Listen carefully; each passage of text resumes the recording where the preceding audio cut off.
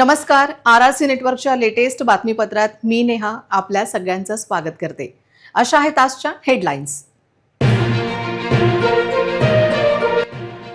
Headlines प्रायोजक RRC broadband, अकोल्यातील सर्वात स्वस्त आणि वेगवान कनेक्शन.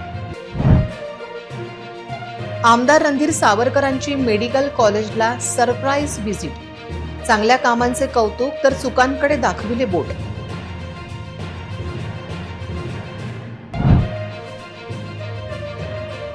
भूखंड घोटाळा व DTR गैरवापराची शासनाकडून दखल. शेकडो फ्लॅटधारक आले आता अडचणीत.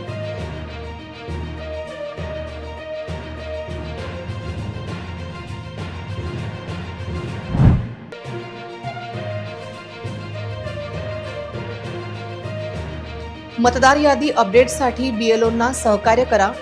जिल्हाधिकारी वर्षा मीना यांचे अकोलेकरांना आवाहन.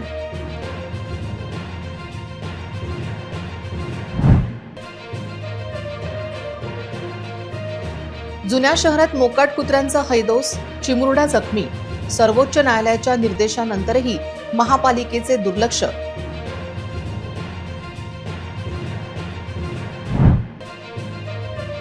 रेडीमेडच्या काळातही घरगुती लोणच्यांची क्रेज. बाजारात कैऱ्यांची आवक वाढली. सुगरण गृहिणींची खरेदीसाठी लगबग.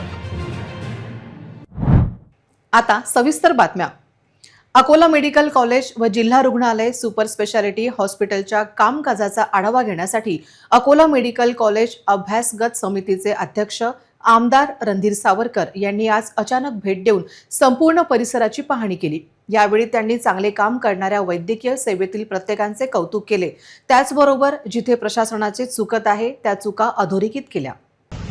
आता हे जे लोकांनी घेऊन राहिले काय बसते काय घेऊन काय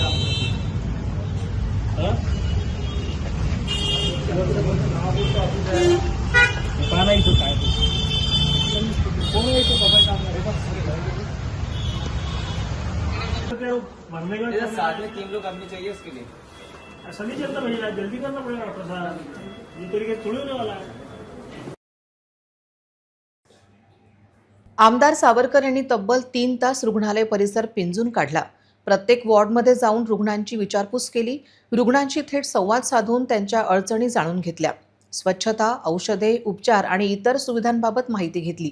यावेळी त्यांनी डॉक्टरांशी आणि कर्मचाऱ्यांशी संवाद साधून कामकाजाचा आढावा घेतला. रुग्णांना कोणतीही अडचण येऊ नये आणि सर्वांना तातडीने चांगल्या सुविधा मिळाल्या पाहिजेत अशा स्पष्ट सूचना त्यांनी अधिकाऱ्यांना दिल्या. राज्य शासनाकडे प्रलंबित असलेले प्रश्न त्वरित सोडवण्याचे अभिवचनही त्यांनी दिले.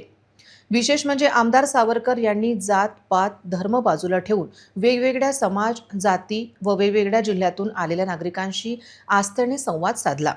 समिती सदस्य जयंत मसने, ॲडव्होकेट देवाशिष काकड, डॉक्टर किशोर मालोकार, डॉक्टर शंकरराव वाकोडे, धनंजय धबाले, वसंत बाचुका, मोहन पारधी, विवेक भरणे, पवन महल्ले आदी उपस्थित होते. आमदार सावरकर म्हणाले, रुग्णसेवा हीच खरी सेवा आहे. मेडिकल कॉलेजमध्ये येणाऱ्या प्रत्येक रुग्णाला सन्मानाने आणि तातडीने उपचार मिळाले पाहिजे.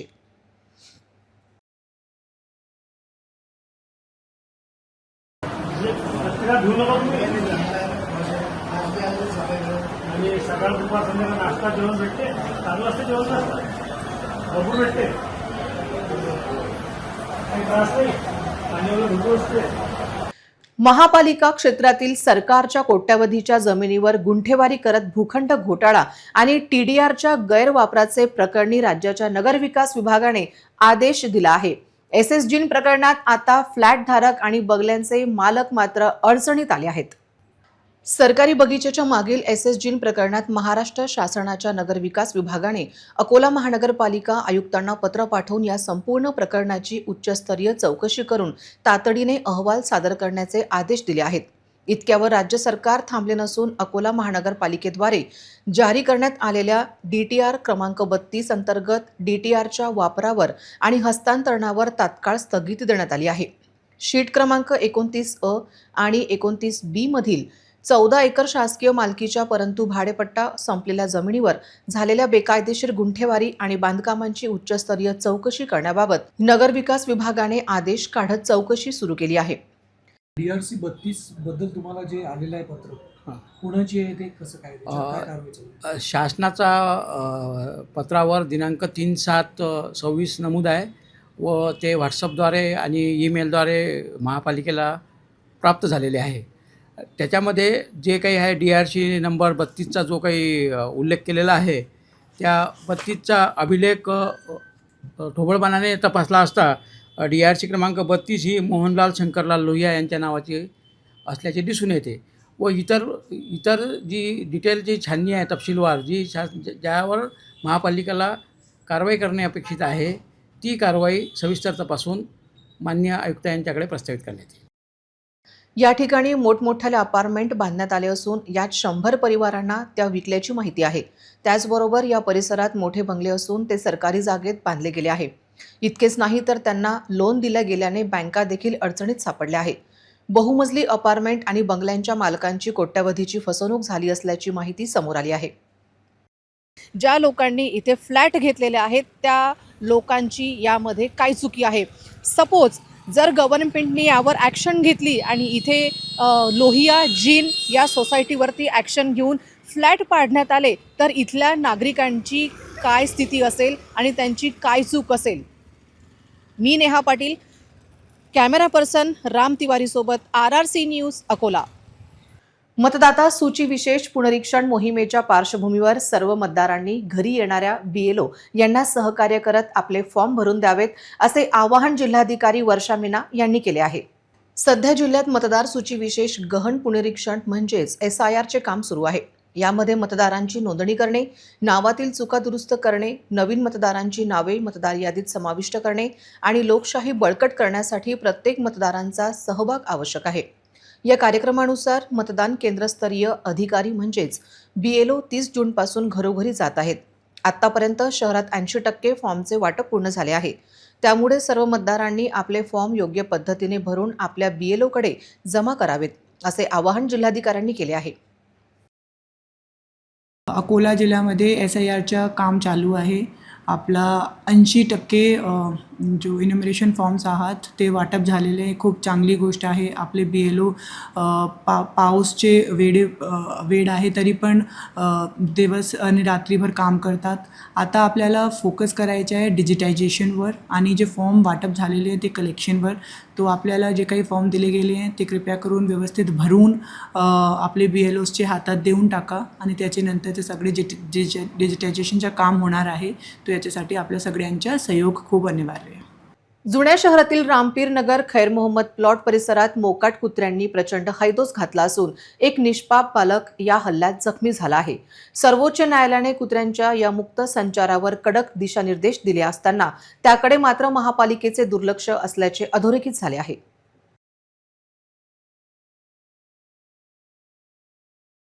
जुने शहरातील शेख अफसर ठेकेदार यांचा 10 वर्षीय मुलगा शेख फरहान याच्यावर तब्बल 7 कुत्र्यांच्या टोळीने एकत्र हल्ला चढवला.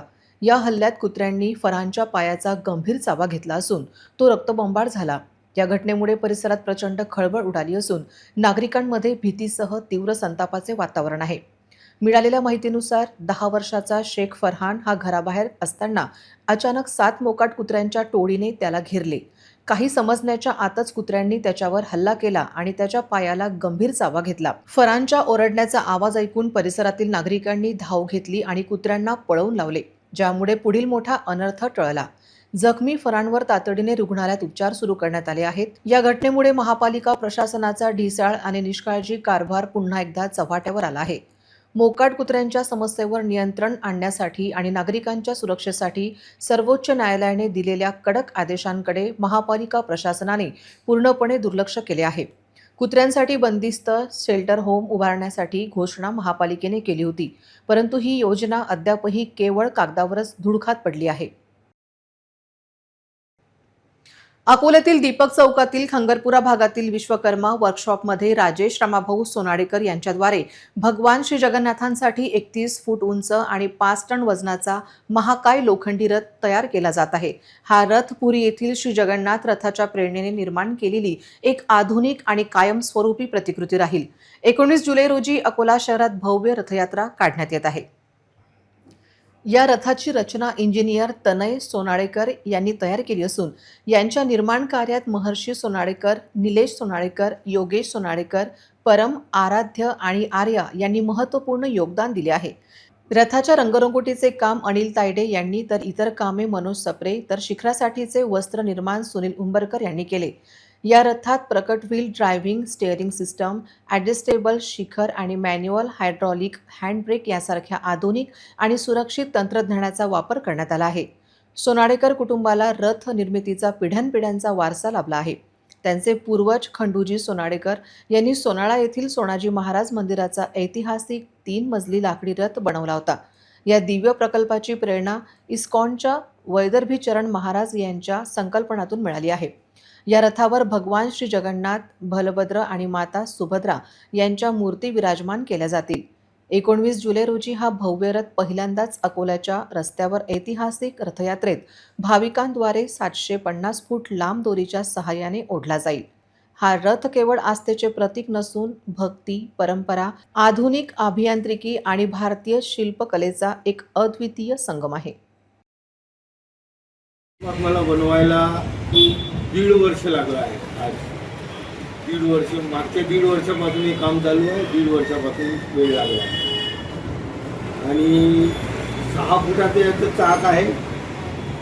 12 फूट बाय 20 फूट या रथाची साईज आहे आणि उंचीला जवळपास 31 फूट होतो आणि वरचा जो आपलं घुंबट आहे मंदिराचं गाभाऱ्याचं ते 11 फूट वर खाली होते.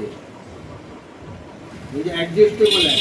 म्हणजे अकोल्यात आपल्या जसे वायर इलेक्ट्रिकचे खाली आहेत, झाडं खाली आहेत, मग त्याचा त्रास होऊ नये मिरवणुकीच्या वेळेस म्हणून ते ॲडजस्टेबल घुंबट केलेलं आहे.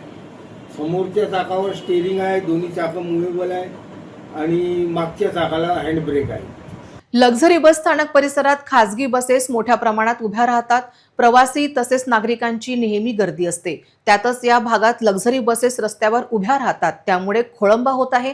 गीतानगर, निमवाडीकडे जाणाऱ्या लोकांची गैरसोय होत आहे. येथील रहदारीला शिस्त लावावी अशी मागणी आहे.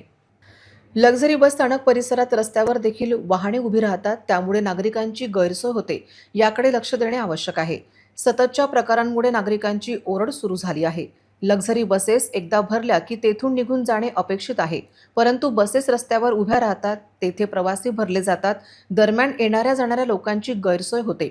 याबाबत तातडीने लक्ष द्यावे तसेच वाहने कशीही उभी करणाऱ्यांवर कारवाई करावी अशी मागणी केली जात आहे. नागरिक असंतोष व्यक्त करत आहेत. जिल्ह्यात सोयाबीन बियाणे उगवले नसल्याच्या तक्रारी दिवसेंदिवस वाढत आहेत. बियाण्यांचे नमुने तपासण्यासाठी पाठवण्यात आले असले तरीही अहवाल मिळण्यास होणाऱ्या विलंबामुळे शेतकऱ्यांसमोर दुबार पेरणीचे संकट उभे ठाकले आहे. त्यामुळे नुकसान भरपाईसह दोषींवर कारवाईची मागणी जोर धरत आहे. खरीप हंगामात मोठ्या अपेक्षेने सोयाबीनची पेरणी केलेल्या शेतकऱ्यांवर आता दुबार पेरणीचे संकट ओढवले आहे. जिल्ह्यात अनेक ठिकाणी सोयाबीन बियाण्यांची उगवण अपेक्षित प्रमाणात झाली नसल्याने कृषी विभागाकडे तक्रारींचा ओघ वाढत आहे. तक्रारीनंतर संबंधित बियाण्यांचे नमुने तपासण्यासाठी प्रयोगशाळेत पाठवण्यात आले असले तरी अहवाल मिळवण्यास होत असलेल्या विलंबामुळे शेतकऱ्यांची चिंता अधिक वाढली आहे. दरम्यान पेरणीसाठी बियाणे, खत, मशागत, मजुरी आणि इतर कृषी कामांवर मोठा खर्च झाल्यानंतरही उगवण न झाल्याने शेतकऱ्यांचे आर्थिक नुकसान होत आहे. वेळेत अहवाल न आल्यास पेरणीचा हंगाम हातातून जाण्याची शक्यता असून अनेक शेतकऱ्यांवर दुबार पेरणी करण्याची वेळ येत आहे. त्यामुळे अतिरिक्त आर्थिक भार सहन करावा लागत आहे. शेतकरी संघटना आणि शेतकऱ्यांनी प्रशासनाकडे बियाण्यांच्या नमुन्यांचे अहवाल तातडीने जाहीर करण्याची, दोषी आढळणाऱ्या कंपन्यांवर कठोर कारवाई करण्याची तसेच नुकसानग्रस्त शेतकऱ्यांना त्वरित आर्थिक भरपाई देण्याची मागणी केली आहे. वेळेत निर्णय न झाल्यास खरीप हंगामावर त्यांचे गंभीर परिणाम होण्याची भीती व्यक्त केली जात आहे. अमरावती शहरात चालणाऱ्या ऑनलाईन चक्री जुगारावर धाड टाकून एकूण 1,66,000चा मुद्देमाल जप्त करण्यात आला. ही कारवाई गुन्हे शाखा युनिट 2च्या पथकाने केली. पोलीस आयुक्त राकेश ओला यांच्या आदेशानुसार गुन्हे शाखा निरीक्षक अतुलवर यांच्या नेतृत्वात पथकाने कारवाई केली. 10 जुलै रोजी यशोदानगरातील अरमान ट्रेडर्समध्ये फन टार्गेट गोल्डन चान्स या ऑनलाईन वेबसाईटवर अवैध असलेले चक्री ऑनलाईन खेळावर पैसे लावून जुगार सुरू आहे अशी माहिती मिळाली.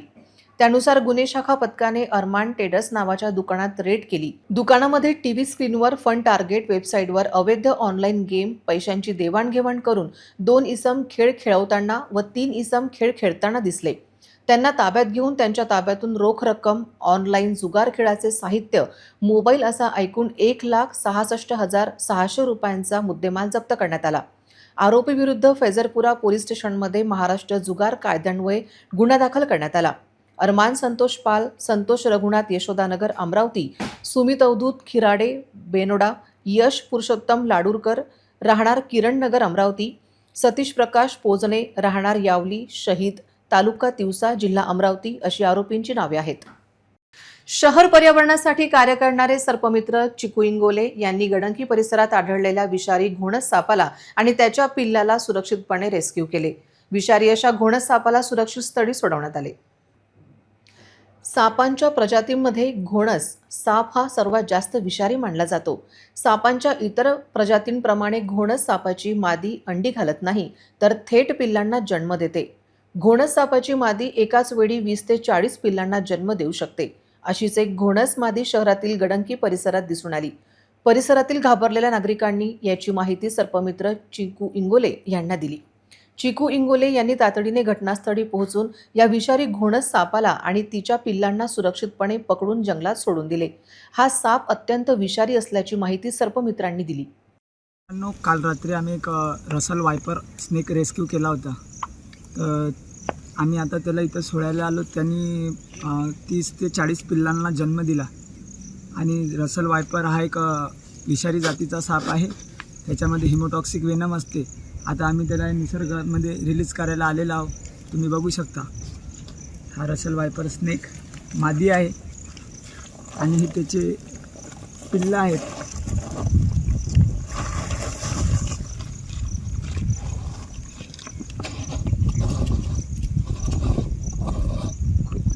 असा साप असता. वलगाव येथे चांदूर बाजार रोडवर नवीन ग्रामपंचायत मागे एका घरात अचानक रोही घरात शिरला. यामुळे परिसरात एकच खळबळ उडाली. घाबरलेल्या वन्यजीवाने घरात इकडून तिकडे धाव घेतली तर ग्रामस्थांनी मोठी गर्दी केली. मात्र काही जागरूक नागरिकांनी संयम राखत त्या मुक्या जीवाला कोणतीही इजा होऊ न देता सुरक्षित ठेवण्याचा प्रयत्न केला.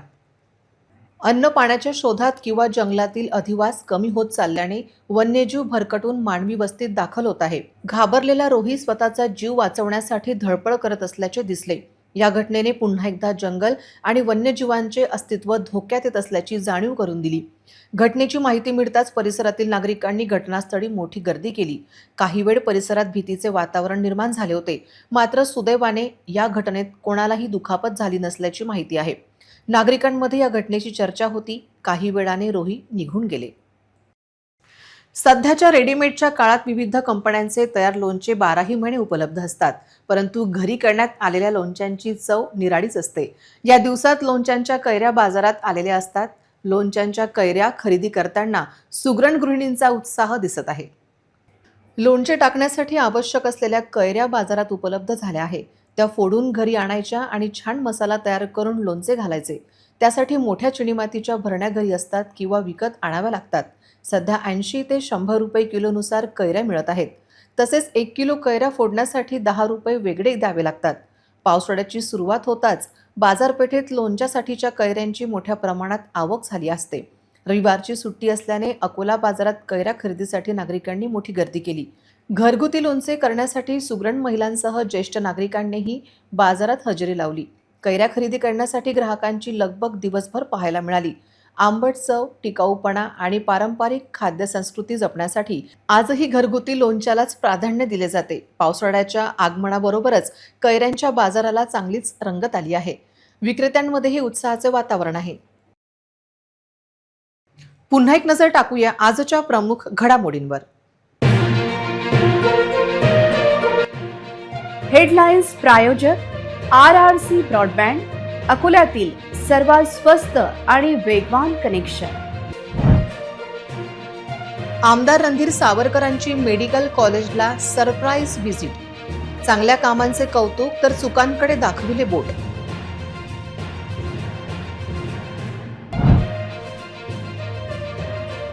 भूखंड घोटाळा व DTR गैरवापराची शासनाकडून दखल. शेकडो फ्लॅटधारक आले आता अडचणीत.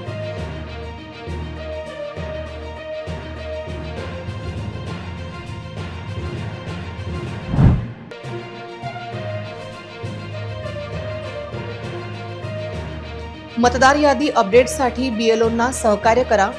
जिल्हाधिकारी वर्षा मीना यांचे अकोलेकरांना आवाहन.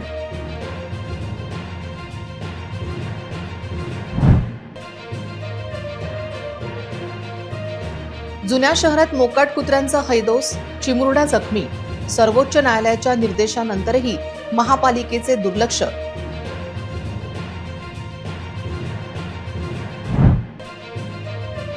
रेडीमेडच्या काळातही घरगुती लोणच्यांची क्रेज. बाजारात कैऱ्यांची आवक वाढली. सुगरण गृहिणींची खरेदीसाठी लगबग. बातम्यांसाठी तुम्ही पाहत रहा RRC न्यूज. तुमच्या मोबाईलवर नोटिफिकेशन मिळवण्यासाठी सबस्क्राईब करा RRCचे हे यूट्यूब चॅनल. ट्रेंडिंग आणि लेटेस्ट बातम्यांसाठी RRCच्या इंस्टाग्राम पेजला फॉलो करा. लाईक आणि फॉरवर्ड करा RRC न्यूज अकोलाचे हे न्यूज बुलेटिन. पुन्हा भेटूया लेटेस्ट बातम्यांसह नवीन बातमीपत्रात. तोवर नमस्कार.